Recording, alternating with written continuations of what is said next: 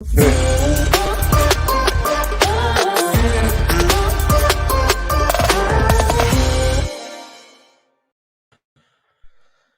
what's happening, people? Welcome to Saeed TV and welcome to another episode of Straightjacket Podcast 117. You know what I mean? It's another Monday. It's a beautiful Monday in sunny England. You know what I mean? If you call it, man. Sunny England, but it's a beautiful, beautiful day.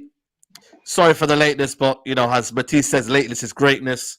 You know what I mean? Big up to Matisse. But we're back with another podcast, and I'm going to introduce a guest, as always. We got Musa in the building. What are you saying, Musa? Everything good? I'm here, bro. What's happening, man? We're happy to be back on there, Saeed TV. You know what I'm saying? I love the new vibe, so we're here, bro. Come on, man.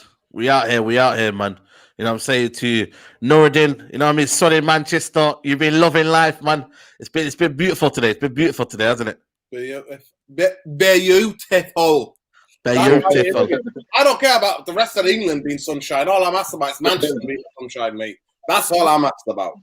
Money, lovely vibes, people's sandals today. That's what I'm talking about. Shorts and sandals weather today. Lovely, lovely weather. Definitely, man. Definitely. And the guys from Pi Radio, he's left us here. I don't know where he's gone, but just as I was about to big him up, you know what I mean? We are here. You know what I mean? Saeed, you left the glaze out at the thumbnail. Yo, listen, man. I wish I could, man. I wanted one. If I could get one, I'd put it all over the screen, mate. In my back garden, everywhere, mate. You know what I mean? But big up to everybody who's in the building. It's another day. It's another podcast. But for me, we had to address this big problem, man. The Glazers, the hierarchy. There's news reported out today that they're not going to be doing not much transfers. Typical Glazers. They're feeding out the propaganda to these guys called James Cooper and all them. Before we start, though, Musa, the Glazer hierarchy, man. You know what I mean? The so-called Glazer hierarchy. In terms of the Glazer out movement, when you look at the hierarchy right now, is it for you any replaceable? Is there kind of, for me, a weakness in terms of their position right now? Are they as strong as ever, or can they be periled?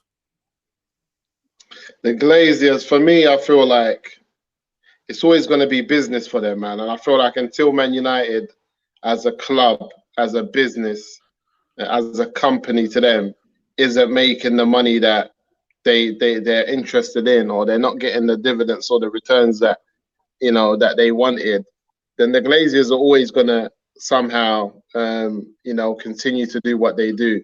And I just feel like we can only judge them with the other rich owners within the Premier League and see how, you know, they run Man United as a club.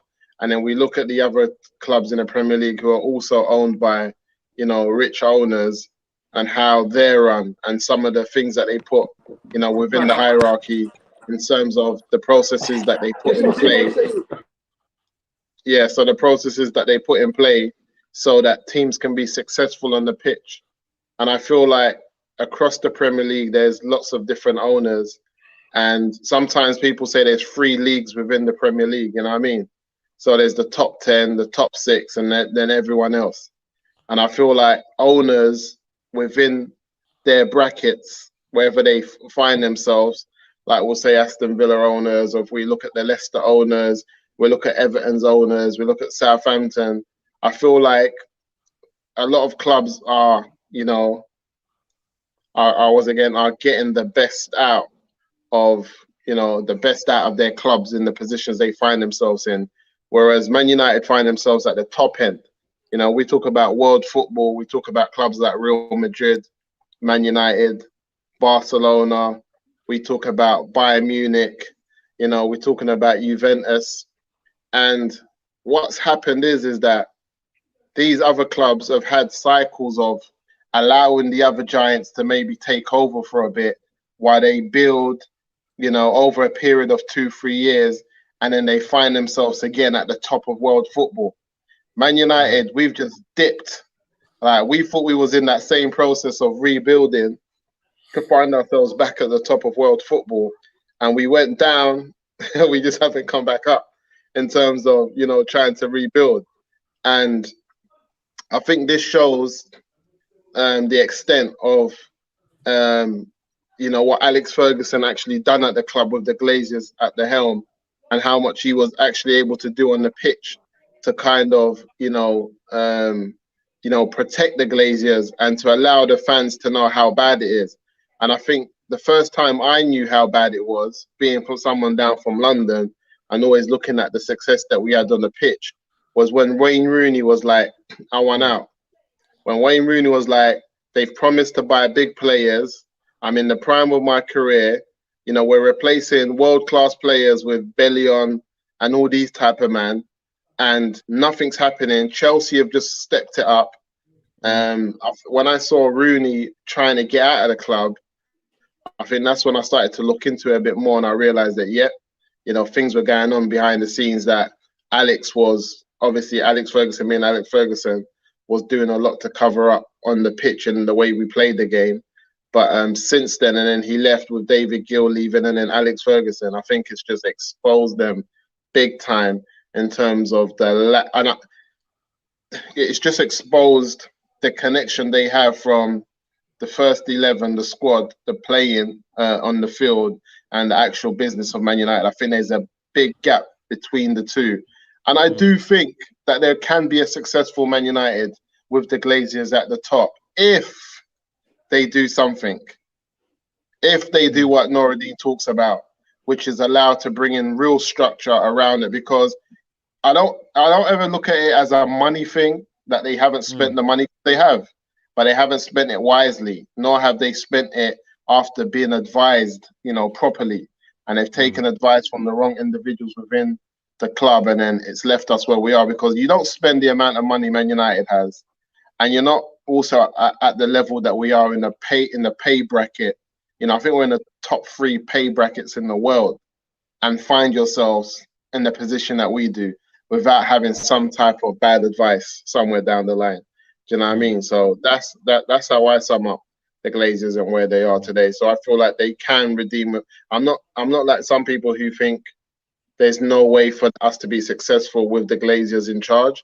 I think there is a way, but they have to do something dramatically, and that starts with Deadwood. They need to get Ed Woodward out and really put someone in there who knows about football. Because when you look at the hierarchy, look at the people on it, there's no footballing people there at all, man. Nuruddin, explain the structure then. You're the Mr. Structure. I finally got out here, you know what I mean?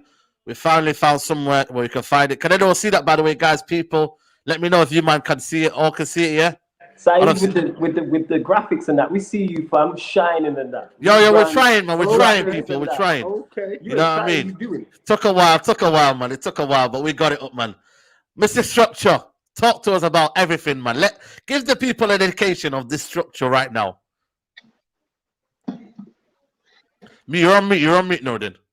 You see on the screen, guys, I put myself on mute because I didn't want to jump in on Musa's time before, right?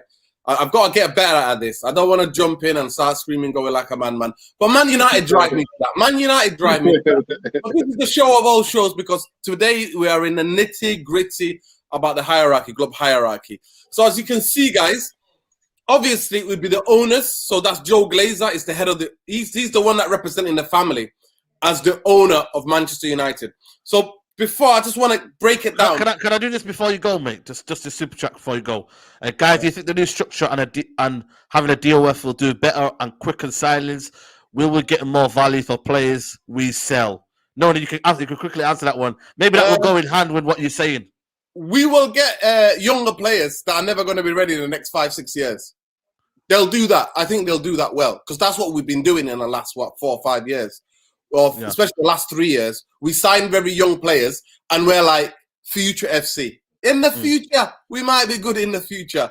Anyway, so I'll just explain. If you want to just get the graphic a bit big, Saeed, if you want to pull yourself out and get the graphic a bit big, basically, it shows, with the second line guy. So you got Ed Woodward, obviously the donkey of all donkeys, number 1 Muppet.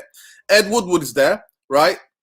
And what would usually be happening then, on the Ed Woodward will be directly the director of football. 1 second. In most of the clubs, the director of football would be after the CEO.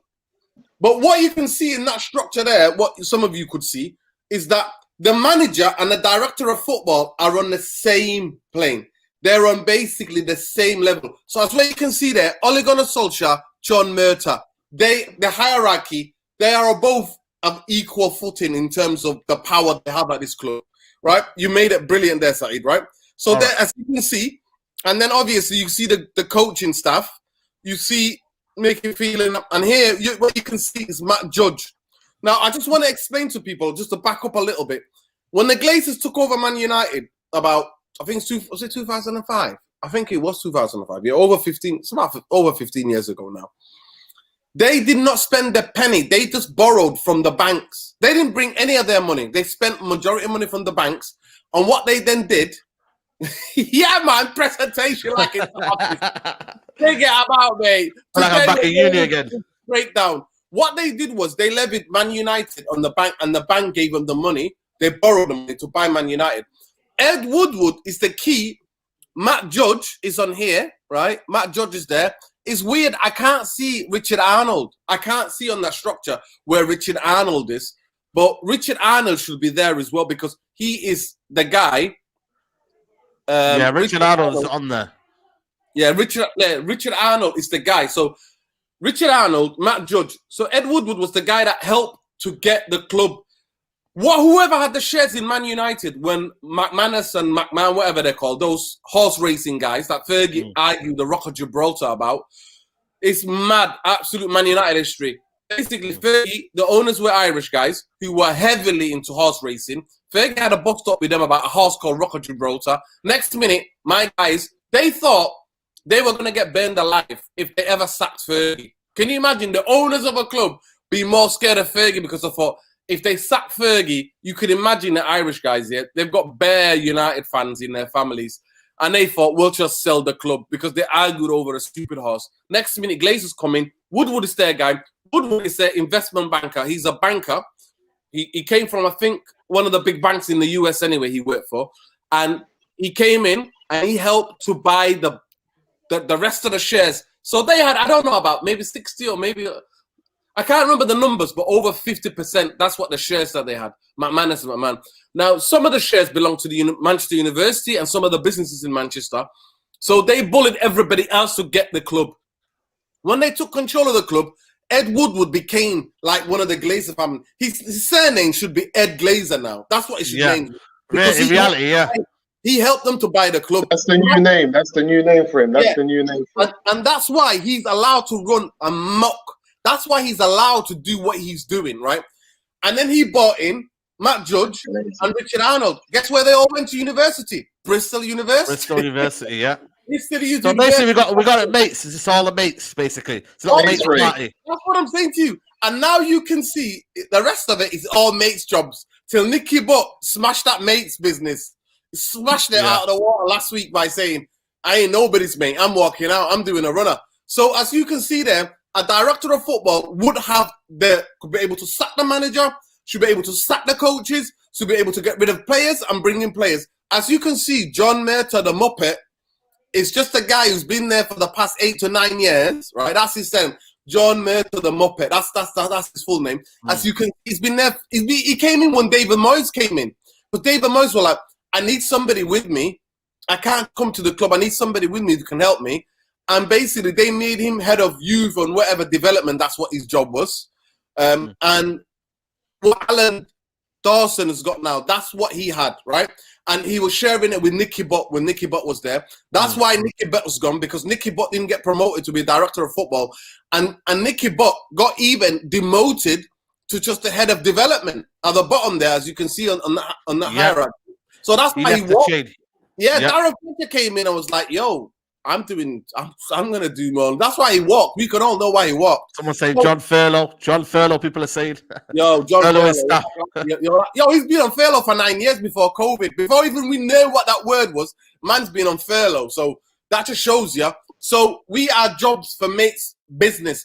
And the maddest thing about it is that the Glazers don't know. If any of you listen to that rant that Patrice Evra did, Patrice Evra said the Glazers don't know. They get lied to. He said the Glazers don't know that they get lied to. And I don't want to start conspiracy theories, but I know he said a couple of madness things on Sky. But that's why I'm not seeing him since he had that run about the Glazers and about Woodward, mainly about Woodward and the structure of Man United. He's not been on Sky Sports. Yep. And to me, I don't want to be a conspiracy theorist. I'm just putting it out there. And all I see is that this is all smoke and mirrors. From everything I see, I'm happy to be proven wrong.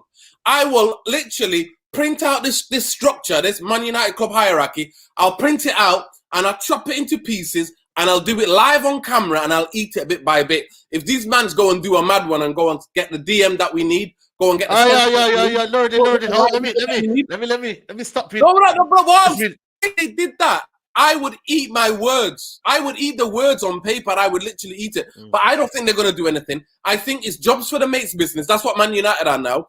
And the structure there as it is, that's why Nicky Butt walked, because Nicky Butt was told, you're demoted, mate. You're not getting, you're demoted. And that's why the rumors came out. Him and John Mayer don't like each other. And John, I checked his background. His background is more sports science. You know, he worked with the Premier League. He worked at Everton before.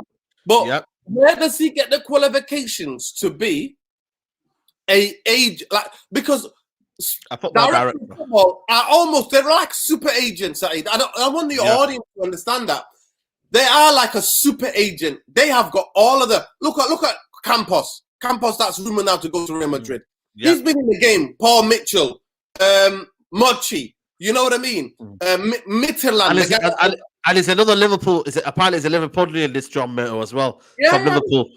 Listen, I don't care what you are, right? All I know is, can you do a good job for Man United? And as you can see there, he can't even hire the coaches. Ollie, the coaching structure, Ollie's got the control. Ollie has that power. John cannot talk to Ole Gunnar Solskjaer or any other coach of Man United or any other manager because he hasn't got the power. And the power all lies with Ed Woodward. So Ed Woodward, it's just that instead of Ed Woodward trending now during the summer when United mess up, you know what? It'll be John Mayer. John Mayer and the Muppet. That's and Darren Fletcher and these guys that will be trending. But so basically, I hope I explained it as well. You know what you explained it well. So basically, before I read the super chat, is there any rich enough that loves our football can buy us one day? Is there any hope, or we're literally doomed? University Reunion FC. I don't think we have. You know what I mean? I think we're doomed FC as it is right now. Let me bring Flawless into this, man. You know what I mean? Basically, what we've got right now is we're Shield FC. You know what I mean? You know the wrestling, the Shield. Them guys call the Shield there. Hold on. Oh, the camera's going off. They don't mean the Glazer here, man. What's going on around there? D-Lash around there. You know what I mean?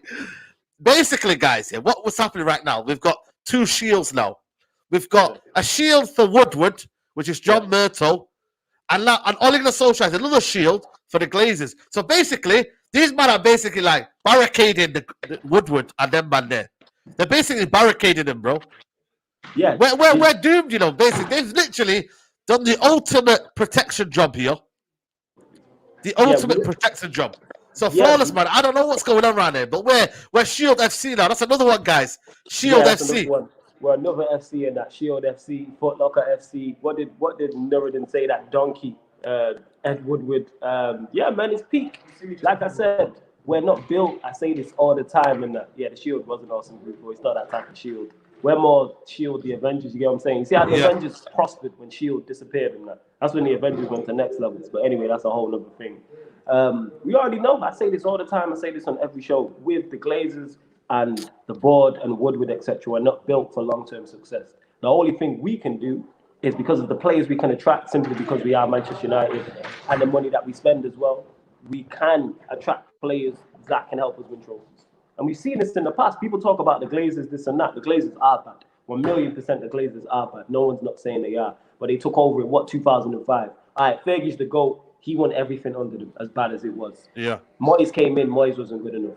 Van Gaal came in after that. Say what you want about his football, his signings, etc. He still won a trophy. Wow. Mourinho came in. Say what you want about his football and his signings, won 2 trophies. So winning trophies is still possible under this regime.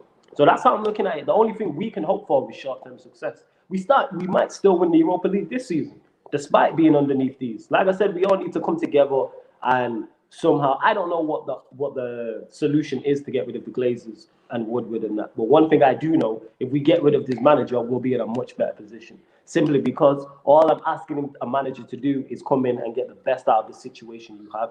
We know it's not perfect. We know this because of what's going on. But work with what you have. Because we can say what you want about Manchester United, we can still attract players. How many times Jamie Carragher made a great point, and he was like, remember when him and Keane was arguing in the Sky Studios, and he said, when Manchester United have been signing these players over these regimes, no one's been like, he's a terrible signing, that's a bad player. It might not have worked, they might have had deficiencies, but look at the squad we have now. Still look at the team we boast now. Yes, we need a centre-back. We know this. We need a DM. We know this. We need a right winger. We know this. But every team in the country needs something else. Even City, who are running away with it, are going to go in the summer and go and get a striker. Maybe sign a left-back. Liverpool are going to go again. Chelsea are going to go again. Every top team, doesn't matter. Even Bayern Munich, who won, 25 trophies last season, went and signed new players and that to try and improve their squad. So that's how I'm looking at it. Like, get rid of this manager and we start there, and then we just continue on. That's my thoughts on it. Before I bring you in, Stroll, I'm still reading Super Chat here. The Nicky Butt thing has gone on the radar, almost like it's been silenced, and the media haven't said much about it. Him walking away is a massive egg on the club's face and proves things are broken, man. Shout out to Mr. Dan United, man. Absolutely broken. What do you make of it, Flaws? As obviously a Liverpoolian, you know what I mean? I know you're buzzing about Konate today or whatnot, but... Hey, I know you don't like me, but I'm never a Liverpoolian, but go on, carry on in that. Yeah. You just said flawless, innit? Liverpoolian. Nah, that's it. No. Stroll, sorry, man. Stroll. Liverpoolian. What do you make of the structure? By the way, we've got nearly 400 people watching. Make sure you smash a like on the video. What do you make of the structure of Man United? As a Liverpool fan looking onwards, what do you make of the structure? Myrtle, Fletcher. Are we trying to change things around? Or is it a case just lying to the fans and just making sure you're patching up? Like Gordon says, when you get you have a gash of blood, and you just patch it up with a little plaster, you know? Let me just address something quickly to the Manchester United fans watching and stuff like that, right? Here's the problem that Manchester United have. The Glazers put Manchester United on furlough because they were bothered about Tampa Bay. Let's be honest. Like, Manchester United are the stepchild in the family that the parents just put up with, but they don't really love that much because they've got the actual proper kid, which is the Tampa Bay Buccaneers. Like, that's how it seems from the outside. I see Tampa Bay going on a madness, signing all these players to mega multi-million contracts, and then look at Manchester United and things that need addressing, which are easily addressed, they just don't do it. And it baffles me. And for how long have we been going on streams together, and how long have we been watching you guys and Nuruddin and you and Aaron talking about we need a director of football? Why is it taking so long? How can you fill holes in America, which costs you a hell of a lot more money, but you can't fill these holes which are easily fixed, which will actually help you in the long term? What I don't understand about Ed Woodward is, if you look at Liverpool over the past 10 years, we lost the Adidas deal because as a brand and as a football team, we weren't successful on the pitch. So we lost a multi-million pound contract with Adidas because we weren't successful. Surely Ed Woodward, if he's brought in and he's meant to be this unbelievable businessman, as a businessman, you can clearly see if you're successful on the pitch, you will be successful off the pitch. Look at Liverpool's Nike deal. It's record-breaking. It's historic. Look at Manchester United. That should be Manchester United. Manchester United, the biggest club in the world. I have no shame in saying that as a Liverpool fan. It's true. It's just facts. Manchester United, the biggest club in the world. Act like the biggest club in the world. And this is the issue I've had with Manchester United for 10 years, is since Fergie left or for the past 7-8 years, is you're following the same path. Liverpool were following down. You're going and hiring ex-managers, Souness, Solskjaer. It doesn't get you anywhere. Kenny Dalglish. Yeah, like, don't get me wrong, Dalglish plugged the hole, but he never should have came back because of what happened previously, but he did it because of the love of the club. But the issue is you need fresh ideas. You need a new direction. And with this, although it might look like a new direction, and it might look like, Manchester United are moving in the right path to get back to success in terms of domestically and in Europe. To me, I want to see it over a few transfer windows, because that's when it will really tell. I mean, you look at what Edwards has done for Liverpool; it's ridiculous. And as you said, we're looking at going and getting the centre back right now. Now, we should have done with that in January. But if you look at historically Edwards with the Coutinho deal, the fact that he inserted a clause in there, which is you can't buy another Liverpool player for another 3 years. If you do, it's an extra 100 million on top. Like, that's a man that understands football. I look at Woodward, he doesn't understand football. And then you look at the structure going down, to me, it's just a case of, Jesus wanted it, this is what it is, this is just eat your pie in a sense and just deal with it. Whereas from football fans and who actually study it, to me, it's all noise. And as a Manchester United fan, if I was, that would bother me because I want to see actual improvements. Like I said, you're the biggest club in the world. Act like the biggest club in the world. Go and get the best manager. I've seen Manchester United not be great for the past 7-8 years, but still manage to pull off world-class signings because you are Manchester United. Look at the stadium. Look at the facilities. Like, what we're talking about. Manchester United aren't a Burnley. Manchester United aren't a Bolton Wanderers. They're not an Arsenal at this point. You are the biggest club in the world. I cannot stress that enough. You should have the best managers. You should be going for the best players because you have the facilities. You have the means to do so. You just refuse to. It's laziness from the board. It's laziness from Woodward, and it baffles me. And that adds into my point. What you were saying there, United, even though all these deficiencies, still managed to pull off good signings. We still managed to sign good players. We still managed to sign great players. Can I just say, call it Futures FC, but we still managing to sign a Pogba. We still managing to get a Donny, a Cavani, a Tel. And look at the names I'm listing up. Because we pay the biggest wages. True. But I just want to say the stadium's falling apart, by the way. It's literally falling apart, bro. I know it is. The roof are leaking in Sally Ferguson stand. Everywhere. Honestly, all corners, you can see the mold, bro. Moldy is not the hell. That's sums up the club. Let me just read the super chat here. Hopefully during lockdown they've been dealing with it. But that's my point. But that's my point. Like, you've got deficiencies which need plugging. You've got holes that need plugging literally in terms of the stadium. But they don't do that. They're too busy bothered about the Tampa Bay Buccaneers. Now, I love it as a Liverpool fan. I find it hilarious. Yeah, of course you do. Hey, what I want to say is, though, that's our Super Bowl. You know what I'm saying? In that. We're the only English team to win the Super Bowl. Me and Flawless already agreed. When people say, what, have you won this season? We're like, we won the Super Bowl, man. We won the Super Bowl. Let me just read the super chat here. Mr. Dan United says here, we had good coaching. We could still progress under the Glazers. No one enjoyed LVG, but the football we had was better. But we have had a better coach than him, Sal Ferguson. I want to bring you on, Aaron, on the stage. The Glazers, Woodward, Myrtle. You know, apparently today there's news of no DM. United are looking to buy DM. They're thinking about not getting Sancho. You know, it's all coming up now. And sooner or later, these top reds, will have to realize, and smell the coffee and be like, you know what? Nothing's going to change, you know. We need to act fast. We all need to unite and getting the Glazers out, you know. Because at the end of the day, all is going to suffer and it's going to be sacked in December. And that's, for me, the only reason why they have keeping faith. And I've noticed there's not been any murmurs about Glazer out because all they're going to Solskjaer is a shield. And it's a nostalgia shield, you know what I mean? You wouldn't want to kind of break up that feeling of Ole Gunnar Solskjaer and damn him, and then you got to damn the Glazers in it. So, what do you make of all this and the news that's breaking out today, man? It doesn't surprise me, man. To be honest, it doesn't surprise me. And I've seen the little, because someone mentioned James Cooper. Listen, I'm not even going to start talking about this. But anyway, you know what I mean? It doesn't surprise me that we're probably not going to do business in the summer. But like Flawless said, I know that the common denominator are the Glazers. And I know that we all want the Glazers out. But Sir Alex Ferguson showed that with good management and a good management team and a good coaching staff around you, it is possible to have success with this ownership. Like, the Glazers came in what, 2005? Nudin, if I'm not wrong, is it 5? 5, yeah? Yeah. 2005. And if I'm not wrong, from 2005 until Fergie left, we've consistently finised in the top 3, never lower than 3rd. And won everything, fam. We won everything in that period. Original trophy we didn't win. I'm looking at 2018. That's historically one of the best Premier League teams I've ever seen. That's my point. And that's under the Glazers. So I don't want to hear this chat about Solskjaer, get the Glazers out. And even so obviously Fergie's the GOAT, so it's difficult to compare. So you can't really compare people. Can I just say something? Van Gaal and Mourinho both won trophies also. Was the football great? No, but then, man, go look at the Europa League side that Mourinho won that 11 with. Man had Blind, Smalling, centre back. You know what? Valencia and Darmian at fullbacks. Fellaini. Can I just say something? And what I'm trying to say is... Can I just say something? One second. I just want to say, David Gill was the CEO. It wasn't Ed Woodward. Don't get it twisted. Fergie's wings came from David Gill. David Gill was the CEO of Man United. David Gill, widely held and widely known. But he's still at the football club, though, isn't he? What's he doing there, though? But my point is, he is what you call it. Fergie, Bobby Charlton, and David Gill are what do you call it?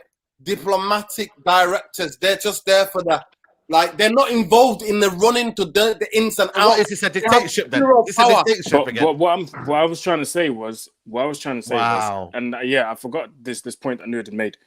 David Gill was there as well, which and he was very, very important in our success, even under the Glazers. But once he left with Fergie, as much as I despise Mourinho, he won trophies. As much as people say, because I liked Van Gaal, I'm not going to lie to you, I liked Van Gaal. As much as people didn't like his football and said it was boring and this, that, and the other, he won a trophy. So, again, going back to Flawless's point, it is possible to be successful and to win trophies under this regime. If you just bring in a good enough manager, and if the manager's not good enough, cool, then surround him with people that have experience in this field. We've surrounded, or the club have surrounded Solskjaer, or better say, Solskjaer surrounded himself with people that are just going to have the same opinion and the same thoughts and the same ideas. And that's the same thing that happened. And I tuned in earlier for a little bit, and Saeed put out the hierarchy of the club. You look at all these names in the hierarchy; they're all friends. They're all friends. Let's be real. It's a brethren thing. They're all friends, man. So Aaron, I don't expect breakdown. Aaron, I already gave the breakdown. Yeah, they went to. As soon as Woodward had the power of the CEO, he brought in Richard Arnold and Matt Judge, Bristol University fellow graduates.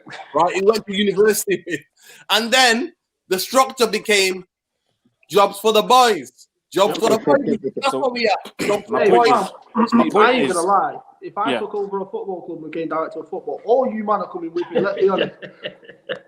But Stro, listen, you would probably do that, but you'd make sure as well that we're actually capable of doing a job. At least we have a bit of experience to do that. And if you do bring us with you to the club and we don't do a good job, you'll be like, listen, you're my bro, I love you, but you got to dip. You would do that. It depends on the club. If it's Manchester United, you man can stay for a while. Yeah, this guy was doing it. This guy is crazy. You know what? Let me ask a question to Musa. You know what I mean? When you look at it, yeah, it's basically a job for OLE to fail, isn't it? In reality, and I look at it and I look at what's the long-term objectives for this football club. You know, they say that they don't want to buy a DM. They're not really looking at Sancho. They say that it won't be a kind of a strenuous summer. They won't be looking to buy signings. You know, when you look at all the, you know, it's for me, again, it's a disaster job for Ole Gunnar Solskjaer. So why wouldn't the club just say, you know what, we've got a group of players here who I think maybe a better manager could do better with these lot. Why let them suffer with Ole Gunnar Solskjaer at the helm? And the next thing you know, he's deemed not good enough for the job. Isn't it? Yo, before you continue, Saeed, you mentioned something because obviously I missed the start of the podcast. In regards to United saying we're not signing a DM, is that the news that's come out? Yeah, well, that's the murmur. James Cooper, apparently, there's some things on United Report saying that there's some murmurs of that, but you kind of don't know what to take a pinch of salt with James Cooper, man. I don't know what tier he's in terms of what he knows about the football club. For me, he looks like another one that's on the payroll, mate. He plays the payroll. You know what I mean? But yeah, Musa, what do you think of that, bro? What do you think of the first the job that Ole's got now? If he's not going to get back, what's the point then, innit? What is the point of all this? Nothing makes sense, to be honest. My reception is playing up a bit, but yeah, listen, nothing makes sense, to be honest, in terms of if you want to support Ole and they've built all of this structure around him with his friends, and they've put people in place that make it easier for him to do his job because they're his brethren. No one's really going to, jump. No one's really going to be out of pocket with him. But then at the same time, they're not going to give him the money in the summer to take the playing squad to another level. I just don't know what the plans are for the Glazers. You know what I mean? I feel like in the last 5 years, we've heard a lot of, they're going to sell the club. They're not going to sell the club. The Saudi Arabians are coming in. They're not coming in. There's always been murmurs. And I just don't know, since that they've been doing good in America with their other team, whether they're just steadying the ship, keeping us top four, keeping the money and the investment in the right place for them to maybe get a sell, because nothing's making sense. Like, you don't go why put all of these people around Ole to then not back him in the summer? Because everyone's going to be spending. Everyone's going to be, making sure that their team. I'm looking at them with Ole Gunnar Solskjaer. I really don't get it. It's very difficult. Nuruddin, you know, I mean, you talk about Mr. Structure and saying that Ole Gunnar Solskjaer, you know, is a job to a recipe for disaster. You know what I mean? He's ultimately going to be the person who's going to be blamed. But, you know, when you look at it, maybe that's why the fans are so critical of the manager. You know what I mean? Maybe the fact that that feeling of we can't change things, we are very, very hopeless, man. When you look at it now, this could get ugly, you know, when you realise that Man United fans have no say in anything right now. Absolutely no say in anything. It's crazy when you think of it, man. We're dictatorship, aren't we? It's easier to always point at the manager, but at the end of the day, it's the people who've put the structure around the manager. Aaron before just spoke about if you can get the right people in, we've let a guy to learn on a job at this level. We're giving the car keys to somebody who's just passed their theory test. That's what it is. It's like somebody who just passed their theory test. Yeah, I'm not even they've had maybe 4 lessons. We've just given them the keys to the Benz and said, "Go on, drive that." You know what I mean? Drive the Benz, and then you know what? The man's took the Benz all around the countrysides on these like A roads, and it's hail, snow, and everything. And he doesn't know how to change the oil. He doesn't know how to change the water. He doesn't know how to change any of those things. But I don't blame Ole Gunnar Solskjaer. Ole Gunnar Solskjaer, this was his dream job, and he said he was watching from Norway. He see what the club was going. He came in with fresh ideas, and for that 3-4 months, he sold us that dream. 4-3-3. Man United were going at people pace. Yeah. We were all about that. We were all jumping. Ole's at the wheel, and now we're saying Ole needs to keep the steering. You know what I mean? The wheels have gone. He's got the steering. That's what's happening. Ole's at the wheel has gone from Ole's. He's now got the steering. The wheel. Yeah, he's at the wheel with no license. That's what it is, man. No license. You get me? One windshield. You get what I'm saying? I mean, not one windshield. One of the car mirrors is off as well. You get what I'm saying? Like it's a mess. Trust me. Tires are on bricks because it passed from. Trust me. Listen, it's an old. I'm gonna make an old Mancunian joke with having a dig at the Scousers. It's like it's parked outside Ardenfield.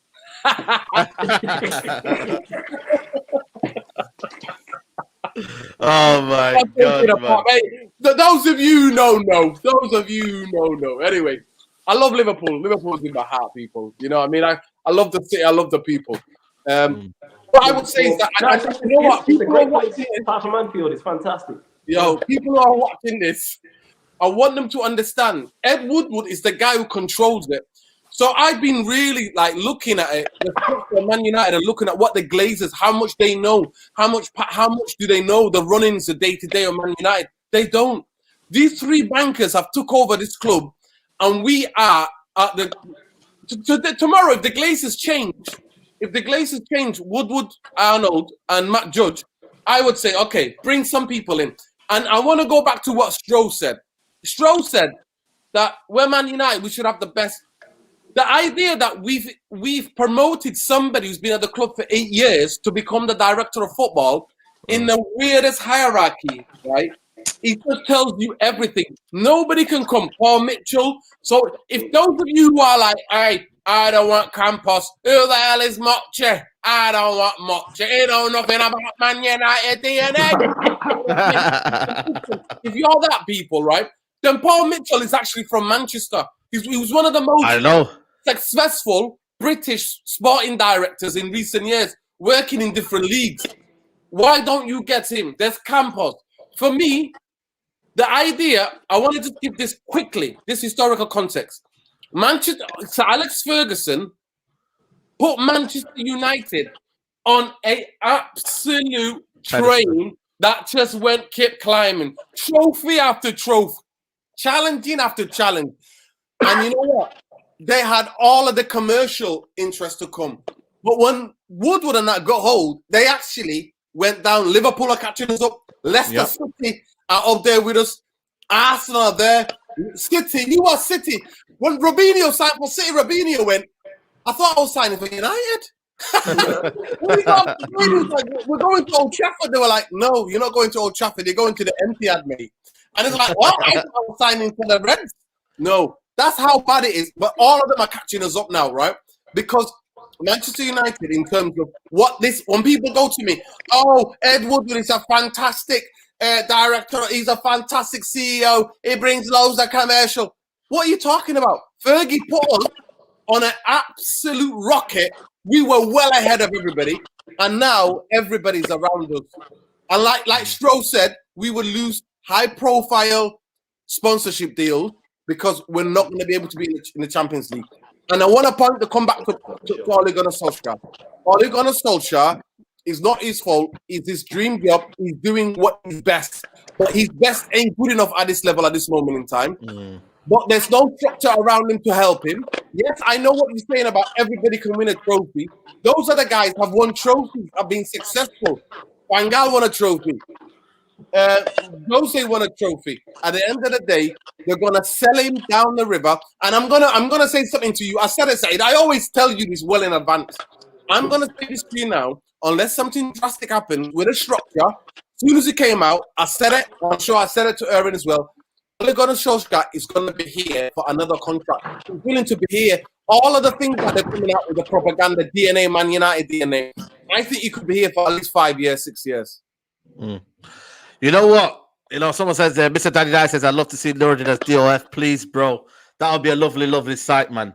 We're coming up to 2 years now. The second part of the podcast, 2 years now of Ole Gunnar Solskjaer has been at this reign as a full permanent manager. I know I can see Stroh smiling there, you know what I mean? He's smiling in, you know, even under that, you know, the shade over there. When you look at it, Stroh, I'll come to you, Stroh, first. Listen, 2 years. Said, can I say something? Have you ever seen a shirt of Ole Gunnar Solskjaer when he was 6 years old, was wearing a Liverpool shirt? I know, I've seen that. You know, it makes you wonder, Stroh, 2 years you've been at this job now as a permanent manager. You know what I mean? Be honest with yourself, and you know, you don't have to like, you know, pan to the popular opinion. Has he done a good job? Has he achieved? Has he overachieved? What's your opinion of the job he's done at Man United, mate? Yeah, Lourdes says it all there. So, as an interim manager, I thought he excelled. He exceeded expectations. Absolutely. As a permanent manager, he's hit and miss in terms of, I look at his in-game management, at times it's non-existent. The big one for me, which would wind me up as a Manchester United fan, is you look at the PSG game, all you needed was a point to get through. You take Fred off at half-time. You were in a position where you could have drew that game or win that game. As a result, you end up losing that game. You then have to go away to Leipzig, who also need a result, and we all know what happened there. That's on Solskjaer. That's not on Glazers. That's not on anyone else. That's on his in-game management. I've seen him do it time after time. It's almost as if he copies Fergie's blueprint in terms of late substitutions. But Fergie's late substitutions were to go and win the game. Do you know what I mean? Because you were in a dominant position and you just needed that little something extra. I see him making late substitutions when you aren't in a dominant position, whereas if you make a substitution earlier, you can kick on and win the game, i.e. Anfield. So Hughes were the ones that should have took our record from us, not Burnley. It should have been Hughes. Hughes were in that position. Hughes were in the driving seat. In that belief, he didn't have that belief, did he? No, and that's the thing, that he's toothless at times, and that would bother me. He's very, very hit and miss, and like I said, the thing that winds me up the most is, if I was a Manchester United fan, you'd have gone from Aston Martin in terms of Fergie to Bentley, Van Gaal, Rolls Royce and Mourinho, who will still win you, to a Ford Fiesta in terms of Solskjaer. Like that's the drop off. He's got no knowledge of how to manage a club with that kind of expectations. He was at Cardiff and he was at a club in Norway, but none of them compare. Because Manchester United, the biggest club in the world, he's not got the experience in terms of managing players, and we're not just talking any players, we're talking Pogba's, we're talking with agents as well, we're talking with huge multi-million-pound players who are stars, who are world-class players. He doesn't know how to manage them. Does he know how to manage a dressing room with those kind of personalities? Fergie did, because Fergie knew that he couldn't directly shout at Nani. Rooney was sat next to Nani, so he would shout at Rooney, and then Rooney would then pass it on to Nani. He knew how to manage that dressing room. He doesn't have that kind of experience. And Manchester United need that. They need a character. They need someone who is a linchpin. They need someone who they can build upon for the next 5-10 years. They need the structure above, don't get me wrong, but we're talking short-term success. You need a better manager, because with that, you would have... You're on mute. Can you hear us? We can't hear you. Can you hear me? Yeah, you can hear you now. So it's like you need a figure of that type, but it just seems like you're relaxed with just getting top four, and that's when it starts to get concerning. Is your expectations dropping? You're Manchester United, you should be challenging for everything, because when you see Liverpool one title behind, but we're ahead in overall trophy count and stuff like that, that should bother Manchester United. I would want a football person in charge saying, like Fergie did, I am coming, we are taking over, I want this, this, this, and this. I want that kind of energy. Klopp did the exact same thing. Michael Edwards manoeuvres in the exact same way. We're not even in the summer and we're trying to get Canate. Do you know what I mean? Because we need a centre back. That's the kind of energy I want. I look at Manchester United, there's holes that need filled. Why are you now coming out saying you're not getting defensive midfielder when you clearly need flawless. Yo, man, flawless, man. You know what I mean? Stroll spitting there, man. As a Liverpool fan, he's giving us advice, man. That's how low we become, man. Liverpool fans feel sorry for us now. They don't even give us banter anymore. They feel sorry for us, man. They're like, yo, next season we'll be back. But you, man, you're gonna be staying there. Get out here, and you know, you're the man gonna be done. Nah, it's peak right here, you know. It's actually peak, you know, right now. It is peak. It is peak, fam. What do I say all the time again when I'm like, I'm broken? Like, I say, Ian Beale, man, nothing left. Like, I know what this team is. I literally rely, every game we have, I rely on the individual brilliance of the players to win us games. That's the only reason why I think we can win the Europa League. This is the only reason why I think we'll finish in the top four. This is the only reason why we are currently second. It's simply because of the talent we have in our squad. Because I know with this manager, we're going nowhere. And like I said, people can complain about the board, the owners, etc. Yes, they are a problem. But Stroll touched on it. Us going out in the Champions League is nothing to do with anybody apart from OLE. Nothing to do with that. Him being at Leicester and we're chasing the game, he makes 4 substitutions and they're all like for like. That's not on the Glazers or the owners. The fact that both our number 9s average 4 touches in the box this season is nothing to do with the Glazers and the board, because our attack's good enough. You're going to tell me that Martial, Cavani, Greenwood are all dead and they all need to be sold, and we just need to go. I was like, oh yeah, go and get Haaland to do what? When our strikers now don't get any service, will Haaland score goals? Yes, 1,000,000%. You know what I'm saying? Well, Lukaku scored goals and he didn't play to his strengths. That's my point, because the service he's now getting in the Milan is much different, and that's why he's thriving. But that's his level. But yeah, that's what it is. You know what I'm saying? Like, that's what I'm telling you. It's all Brilliance FC, and I'll say it again and again because that's what we are. The only reason Ollie still has a job is because of the individual talent. That's it. Yeah, man. Tihi, we got someone asking for you when you're making your YouTube channel, Stroll, man. You know what I mean? Let them know, Stroll, when you're making the YouTube channel, man. Yo, love it, man. Absolutely loving it. Yeah, man. Come on. Aaron, I want to bring you this in, man. You know, when the common denominator is that the Glazers are staying, you know, Myrtle, they've already planned their sites right now.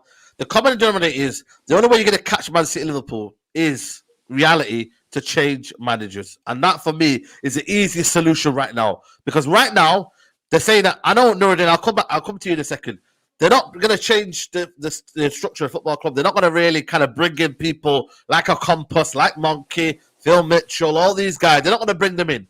So the next big thing is, you know, I bring a manager that can bridge the gap. And I've always said this for me. Bring the manager that can bridge the gap. And Ole Gunnar Solskjaer isn't that. Even when Liverpool have failed so badly, Man City without striker, you know, Chelsea that sacked Lampard, you know, even with all these things, we still couldn't bridge the gap. And I know we're second, and hey ho, we're second, but that's only 1 point ahead of Leicester. But we're not second in terms of actually reaching Man City. You know, you have that feeling of we're in a title race and it all fell apart, you know? And I just look at it and think, you know, the board are going to crumble, but also the footballing things are going to crumble. One or the other has to stay summit. One or the other has to stay current. And that always has to be the football. Okay, the manager can be, and the owners can be poor, but at least the football can stays, you know, some kind of thing where we're still competing. If you don't do both of them, we're not going to be competing on all fronts, mate. And that's the saddest thing about it. But the football's not going to change, though. As long as this manager's here, the football's not going to change. And it's like you say, bro. The only reason why we're second right now is because the players are carrying him. Do you know what I'm saying? If you give him, obviously, touch wood, none of our players get injured. If we get injuries again towards this end of the season, we can forget the Europa League. We can forget it. Do you know what I'm saying? Because people were saying, because I've seen people say when people like us were saying, 81 million apparently. That's what they're saying. Imagine that, man. Because I had Imagine people that. saying the reason why we won against AC Milan is because the team got motivated again as soon as Pogba. No, Pogba came on and he scored and he changed the game. That's why we won. And if you didn't come on the pitch, we probably wouldn't have gone to the next round. So we need to start being honest with ourselves and just look at the facts. Ollie's got a job because these players are carrying him. They're bailing him out time and time again. Because we've been playing the same football for about a year and a half now, and it's the same thing. Like it's not normal. It's not normal that every time we play against the lesser side, they play better football than us, and it shouldn't be happening because on paper we should be playing better football because we got the better players. And sometimes we play against teams where, you know, they have like Leicester in the quarterfinals of the FA Cup. It didn't look like they were missing players. It didn't look like they were missing, like, what is it, 2, 3, 4, 5 players? It didn't look like it. They were just so comfortable. But then again, that's what I mean about the manager bridged the gap. We need a manager to bridge the gap. And that's what I'm saying. Man, I just need a coach right now. A coach who can coach his players. Everyone's seen that clip where for the second goal that they scored, that the Leicester scored, where they at the end they did a little 1-2 and then Tielemans scores. I don't know if everyone's seen the clip where you can see the count. You can see the count of passes that happened. We didn't touch the ball once. We didn't touch the ball. So they basically played out from the back, knocked the ball around 20 plus times and then scored. And we're meant to be we're meant to be a pressing team. Remember what Ollie said? We're meant to be a team that presses. We're meant to be a team that runs. We're meant to be a team with energy. We're meant to be. I didn't see none of that. But Aaron, why did he say that? Because the two teams at the time that were successful in the league were Liverpool and Manchester City, who do all those things. He was pandering to the fans to try and make himself look good. The reality is he's out of his depth and he doesn't know how to coach a system like that. He doesn't know how to get the kind of reaction from players to do those kind of work. That's why, for example, in big games, he'll play a Dan James because he can get him to do the pressing. It makes sense. Yeah. He's not got the overall control of the other players. Do you know what I mean? So that's why he'll play Dan James. That's why he'll play Greenwood, who's young and full of energy. He doesn't even do the coaching. He doesn't even do the coaching. He said it himself. He doesn't do the coaching. So what are the club trying to see then? When you look at the club, I know. Listen, guys, man, I know the club aren't doing what the club's saying. Then, if this guy's saying that I'm not a coach, what is he seeing in this guy then? To give him a contract for 9 million. Can I just go on, Aaron, go. Yeah, 1 second. And I agree with what Stroh was saying earlier. I think Solskjaer's trying to emulate Fergie too much, man, and ultimately, it's gonna be his downfall in not too long. Do you know why? Because, bro, you've been in management for 13 years. Do your own thing, bro. Stop trying to copy everyone else, or stop trying to copy that one manager that you worked under. Develop your own style, create your own thing that people can look at and say, "Oh, this is Solskjaer's philosophy." Right now, nobody can look at Solskjaer and talk and point out his philosophy. You can look at Klopp and talk about his philosophy. You can look at Pep and look and talk about his philosophy. You can look at Nagelsmann and talk about his philosophy. You can look at Poch and look at his philosophy. Yeah. So Brendan Rodgers, so many other managers. You can look at Big Sam and see his philosophy. You know Big Sam. You know Big Sam is going to knock it long and try and win and score goals. You know he's going to do that. You can look at even Mourinho. As much as we all hate him, he's got a philosophy. I think Ollie is trying to emulate Fergie way too much with everything, literally with everything. He's trying to disagree. This is where I disagree, Aaron. Actually, under this regime, you can see who does the coaching. And since we got 6-1 by Tottenham, we've gone back to Jose Mourinho again. That's what we've got. We've got Jose. We're playing Jose football. I disagree in the fact that towards the last season, when both were the top three struck up about, was it 60 goals between them? Especially since the restart, we were on fire. We run out of gas towards the end of the season. So I don't think the football was bad last season. Since we got 6-1 by Spurs, everything went, because then he had to become protection. It became a protection racket, almost a kind of a mafia. You two gunmen, and I'm talking about Fred and McTominay. You two gunmen protect these two gangsters here, which is. Let me ask you a question, Odin. And that's when our football went to bits. If you look at the game where we played amazing this season, second half against City, I thought we were brilliant. First half against Everton in the League Cup, we played. Guess who played in midfield in that game? Matip, Bruno, Pogba, Donny van der Beek. That's what we played, and we camped them in. We pressed the hell out of them. We played fantastic in that game. And the thing for me, something happened to Ollie psychologically, and when he got he's scared now. when we got whacked 6-1, I told both you and Aaron, you guys tell the truth. I told you the couple of days after that game when we spoke on here, I said to you guys, Ollie's gonna go all cowardice now. And the biggest thing for me where I couldn't defend him anymore, where Stroh talked about, was the Liverpool game. I remember Jose Mourinho going to Anfield after Man United were nicknamed 4-0 FC. We were whacking teams. And at that time, Liverpool, I love that period, man. And Liverpool were, in terms of form, they weren't on that form. Man United finished second that season, 20 points behind City. But we went there and we went and parked the bus. And I'll never forget, we would have got beaten if it wasn't this spectacular save from De Gea from Matip on the corner. And that to me was when I was like, Jose, I'm done with you. Because after that, our form plummeted. Again. I was one of the only people who was saying, I understand what Ollie's trying to do. I was battling you and Aaron saying 2.5 years, 2 years I'll give him.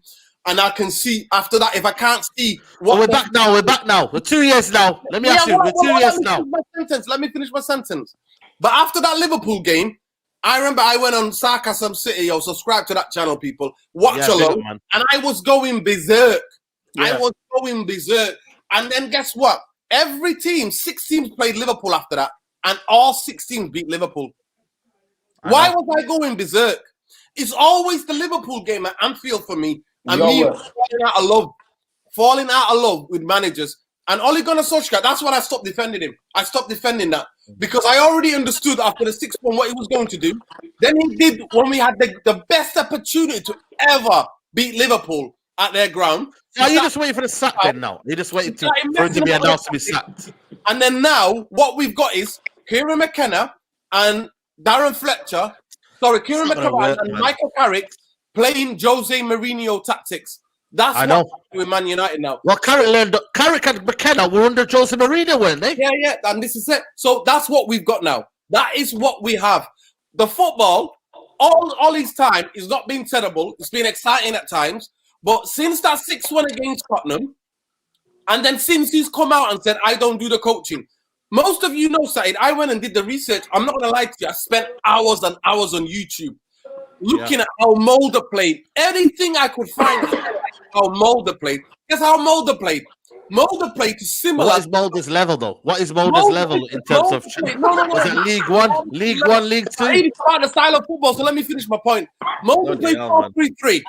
They pressed the life out of people. You're reaching there, Nurdin. You're reaching. No, but listen, let me finish my point. Go on, so I was hell of excited when Ole Gunnar Solskjaer came to Man United because I was thinking, I want to see that. And then we did that. We pressed the hell out of Liverpool, won that game when he was still on his ring. 4 players got injured within 1 half.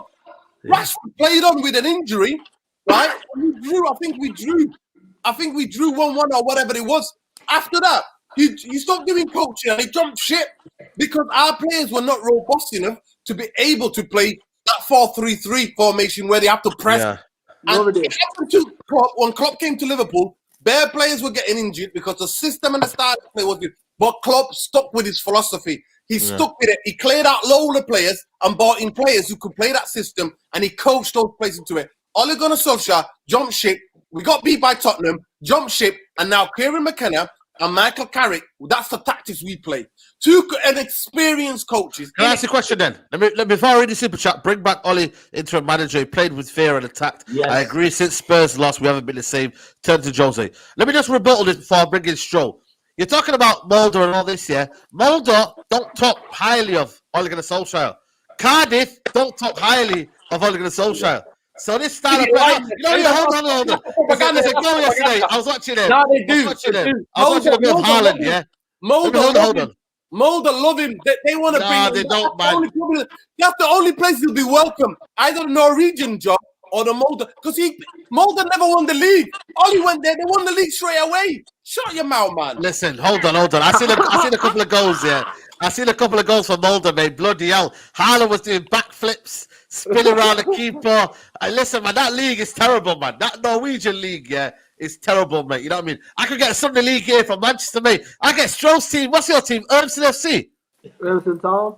Urmston Town, man, could go to Norwegian league and win that league, man. Come on, no, it didn't, man. Go.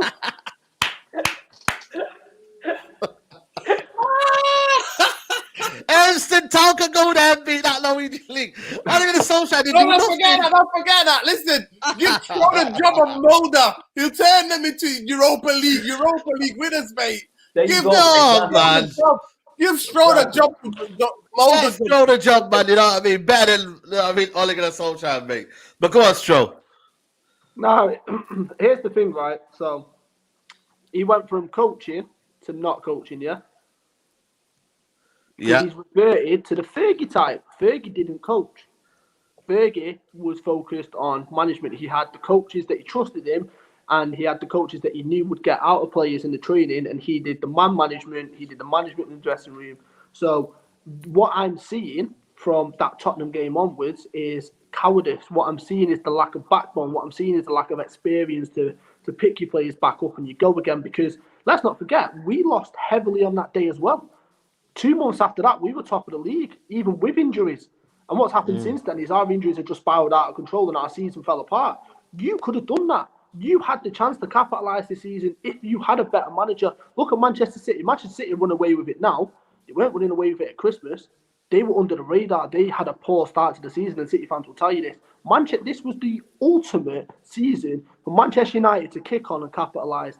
And all I've seen from Solskjaer, what I've seen from his management, from his tactics, from his substitutions, was a man that is scared to lose his dream job. So he does not want to get beat by that amount of goals again. And as a United fan, that would irritate me more than anything, because even look at Mourinho specifically, you know what you're going to get out of him, so he's not going to change. Van Gaal, he's not going to change.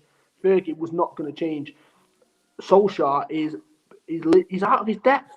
And it's like, what winds me up more than anything is I go online and I see United fans like, oh, you're Solskjaer out, so you're a GLAZER sympathiser. It's like, well, no, let's address this issue first, and then we'll address the other issue.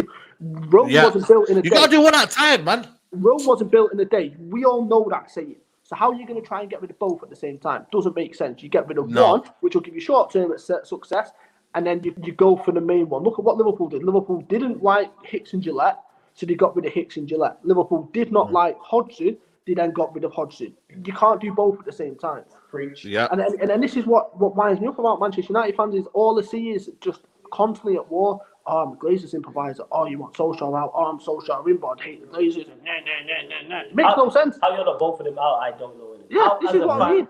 It's like, I'm very open and very balanced, and I'm like, I hear everyone's argument. And even if people who are Ole in, I listen to the argument. But nobody who's Ole in ever comes with a reasonable argument. It's always, what about this? What about that? They never talk about how good Ole is and the good guys do. Because what they do is they revert it back to the Glazers, because they know they are getting schooled in an argument because Solskjaer is not good enough. So what they do is they will do what all of us have had girlfriends. They will spin it and they'll just spin it on its head. So you're talking about one thing, they'll go to a complete next thing. So you're talking about Solskjaer's not good enough for his in-game management, but you're defending the Glazers. How am I defending the Glazers? I'm talking about Ole Gunnar Solskjaer here. And this is what I see from Manchester United fans, and I find it funny at some points, like they clutch at straws. You know why I look at it? Listen, can I just say something? I have a plan. I'm defending Ole here. I said... No. I know you. I can't defend Ole anymore. I already said that after the Liverpool game. I can't defend him anymore. And I already knew what he was going to do before he even did it.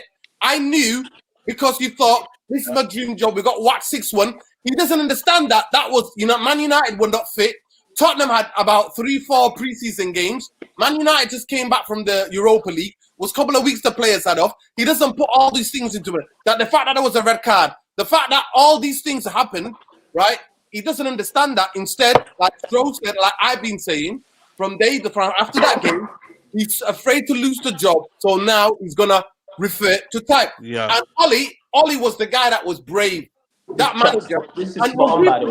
I'm not making a joke about Mulder, but that's why I did the research. I did my due diligence and I did the research, because I was thinking that's the type of football Man United want to play. The players that Ole had, couldn't withstand it. Like I said, you've never seen 4 players get injured in one half, in 45 minutes. That happened in front of all of us. I was at the stadium and I couldn't believe it. I was like, what? Another injury? Because he wanted us to play that pressing hard kind of football. After that, and I think I want to go back to what Stroh said.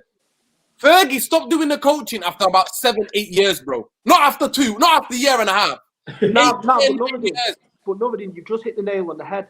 So you had 4 injuries in one game because you decided to do pressing. When Klopp will tell you that we had injuries, but he built up to that. When he first took over Liverpool, it wasn't the whole pressing type. He dealt with what he had to, and then once he got players in and he realised that I can go that way, he then reverted to that. So this is my whole argument with Ole Gunnar Solskjaer is you don't have a direction. You don't have a specific style of play. It's one game I will do this. One game I will do that. One game, we did a diamond against Chelsea. But the difference, pick one and but Stroh, the difference is that you've got a background structure to help the manager to get the things out, to get the players you want to press. That Man United don't. He's learning on the job, and that's what I said. We gave a guy who passed his theory and did 5 lessons the key to the Mercedes, bro. That's what we did. And the reason I can't defend Ole anymore, that's why to me, this thing is fruitless because Ole, like I always said, Ole is Ole out with his tactics. Ole, by going cowardice, since we got these 6-1, is Ole out. But he thinks as long as he don't get beat, he's up there. And at this moment in time, no, I don't know what you say think, Aaron think, or Flawless, any of the Ole outlaw thing. Man United's history are never sacking a manager when he's second place. It don't matter if he's half a point. It don't matter if it's goal different. Man United are not. Instead, they're going to reward him because that's what they judge. Rewarded failure. That's what we're doing. We're rewarding failure. Yeah. Aaron, we're rewarding failure, aren't we, Aaron? You know what I mean? Because we've got failure. We've got failure at Woodward, failure Matt Judge, failure at Richard Arnold, fake Glazers who don't care. They care about the Buccaneers who are taking us as a cash cow. You know what? So what do we do then? To kind of sum up the podcast here, what do we do then? What do we do? Protest then? It's time for protest. Woodward out. Get Glazers, Woodward, Matt Judge. Are you ready for the protest, Lordin? Are you ready for a protest, Lordin? Yes, of course. I've been calling it out. Listen, you know the days of me saying Glazers out is done, right? I'm Woodward, Judge, and Arnold out because if they put somebody else in charge, Man United are going to be cash cow. They're not going to leave the cash cow. Stroh's already telling us how much contracts they're giving to these players that they're buying. I'm having far too much fun with that. They finish second. They give him a contract and they sack him by December. It's a revolving door. They're not going to sack him by December. They're not going to sack him. Wasting our time. And then what's going to happen is it's another season wasted again. They're not going to sack him. They're going to sack him for the reason. He's going to do sustainable. We're going to be playing Jose Mourinho football next season. The structure's going to be there. It's going to be Michael Carrick and Kieran McKenna, Jose Mourinho tactics, where we're afraid to lose. We don't go for games. And that's what's going to happen. And then Man United will finish in 4th, and they'll keep him. So as long as Ole Gunnar Solskjaer finishes 4th, they're going to keep him. Because that's the standard of Man United. So you can't blame the guy who's in the job. You have to look above. No, but I blame the guys in the job because he's not good enough anyway. He's not good enough. There's too many fan channels on YouTube, on Twitter, on Instagram. All these channels, United, all full of ego. They're never gonna get together to build because they've got priorities in terms of clubs. I'm gonna bring a hashtag out because to me the problem's got Ole. When the guy says to you, "I don't do the coaching," what does that tell you? What are you doing then? What are you doing? If you don't do the coaching, what are you actually doing? He's on the iPad. That's why he's playing Candy Crush. You know, he's playing Candy Crush, mate. You know, he says, I've got time in the training ground, so he can use 10 minutes for a Candy Crush man on his iPad, man. You know what I mean? He's got to charge his iPad up, man. Football manager, man. Bloody hell, man. I don't think that the fans are united enough for a protest, you know what I mean? And that's why, for me, the middleman is Ole Gunnar Solskjaer. For me, it's not good enough. Get a new manager in, bridge the gap, and get these guys cultured to a level where we can play good football and look like we're going to catch Manchester City. It's as simple as that. The board are going to stay. We'll plan the protest. We'll try something. We're never going to catch Man City. Even the greatest coach can come. We're never catching Man City because they've got structure. We're never going to catch Liverpool because they've got a proper structure. We can be closer to them, yes, with good coaching. We might win the odd. So what are you saying then? But we're never going to catch Liverpool and Man City because they have the structure. Can I ask a question? Look at next season specifically. Liverpool are already going again. And you know we're going to go again because of how bad our injuries have been. And you've seen the mess. 19 different centre-back partnerships. That's not going to get you anywhere. They say defence wins your titles.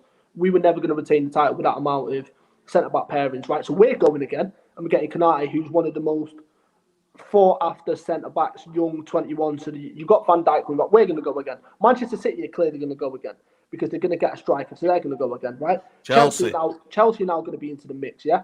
Leicester are going to be into the mix. Look at the recruitment they've had over the past 2-3 years. Unbelievable recruitment. They're going to go again. Tottenham, say what you like about Mourinho, he will stink up some stadiums next season and he will get results at big teams. You know that they're going to have a say in something. Yeah. I look at Manchester United and I'm thinking, you are going to struggle if you don't go out and do your business. Go and get a defensive midfielder. It is not. Honestly, it baffles me. Go out and get a right winger. Give you another contract. Needed balance on the right-hand side for the past 5 years. Go out and get an actual right winger. Go and get another centre-back that will actually complement Maguire and have an actual partnership. I look at Manchester United. Rio and Vidic is one of the best partnerships I've ever seen in the Premier League, period. Carvalho and Terry, one of the best centre-back pairings I've seen in the Premier League, period. Company Laporte, exactly the same. Look at Van Dijk and Gomez. How many clean sheets we have that season? Well, it could be Van Dijk and Konate now. That sounds... You cannot have Lindelof and you cannot have Maguire as your centre-back pairing for the past next 2-3 years. Bayer is injury prone. You need a centre-back. Go and address that. You need a right winger. Go and address that. It's strong. The only thing I can say about this kid that you're linked with from Leipzig, he's another injury-prone kid. I'm just letting you out there. he doesn't get the... I know he's... You know what, though? The problem is, though, might be injury-prone, but they've got a good medical department over there. So, you know, it's like Wolves. Good medical department. They'll rehabilitate him. Liverpool are all Injured FC, mate. Liverpool's been renamed Injured FC.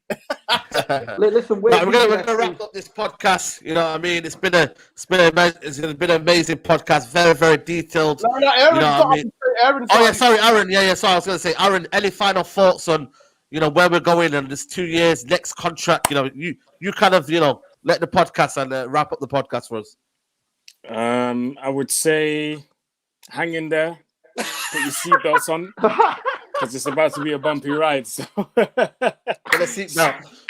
You know what it is again? You know what was it called? Cars, what do we call this podcast? What do we call this podcast? In certain cars, you've got two seatbelts in it. So one here, one there, bro. Yeah. Do you know what I'm saying? So put your seatbelts on. What do we call this? What do we call the podcast though? That's how we call it. The Straightjacket podcast. Put on the Straightjacket, people. What do you say? They're gonna. Then you should rename it to Toxic Relationship because this is clearly there you go. Toxic Relationship. Yeah, we are. Toxic Relationship. Whether we like it or not, Man United fans are in a Stockholm syndrome type of relationship. Yeah. The Glazers, Woodward, and everybody else, and whatever manager they pick. But I will just the biggest thing. That's the biggest one. Yeah, wrap up the podcast. Aaron was fair. I've got to say that 2.5 years ago when Ole came in, Aaron was like, after 2 years, 2 and a bit years, I'll have a look. And Aaron's been fair. Aaron was never Ole out from. He'll get pissed off throughout the years from a result here and there. But Aaron has always been fair. Yeah. And now Ole is Ole out. That's the biggest thing I can say about me is that Ole is from Ole out. Ole out. That's it. And that's probably the best way to wrap up the podcast. Guys, it's been a pleasure. We've had over 500 people here throughout the whole podcast. Big up to you. In about 5 minutes, we have the Pi Radio man doing their thing over there. Let them know, people, yo. Man, you can tune into From a Third Eye View on Pi Radio. So it goes live on the Pi Radio YouTube, Twitter, and Facebook. Just type in Pi Radio. And also, if you're in the Northwest, DAB Radio. So retune your DAB radio. You can get it. So in your car, whatever DAB radio you have in it. Like, I've been on Ubers on the way here, and Uber drivers have been like, where you going? On radio. And be like, yeah, can I listen in? Yeah, man, retune your DAB radio. So you can listen to it. There'll be obviously talking international break and also rating every Premier League team season so far on a scale of 1 to 10 in it. So we're going to go through all 20 teams in that. And obviously, as soon as lockdown eases, we will be having these free goals. Come on, man. We'll be back, man. We'll be back. You know what I'm saying? And that definitely in the studio. They've all been on before anyway, multiple times. So yeah. Come on, man. That's what it is. Love to have you on, Saeed, as always, man. Come on, man. Always, man. Always love. Laura, let the people know, man. Real United Therapy. You get me? Let me know, man. If you guys are about tonight, 9 o'clock, any of you can jump on.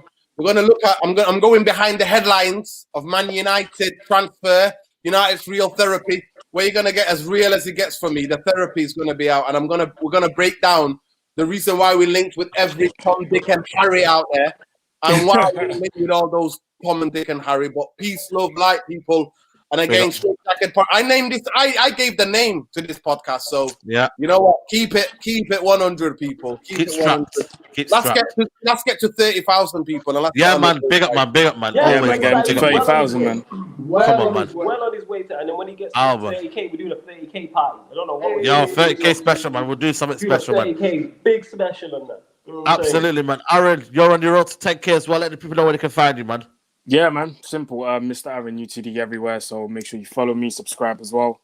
We're almost at 9,800. So if you haven't subscribed, if 200 people on this podcast now go to Aaron, Mr. Aaron UTD, if you just hit that subscribe now, you could get into 10,000. Yeah, right now. You know what? We're gonna do that now. We're gonna do what we did for Nordin.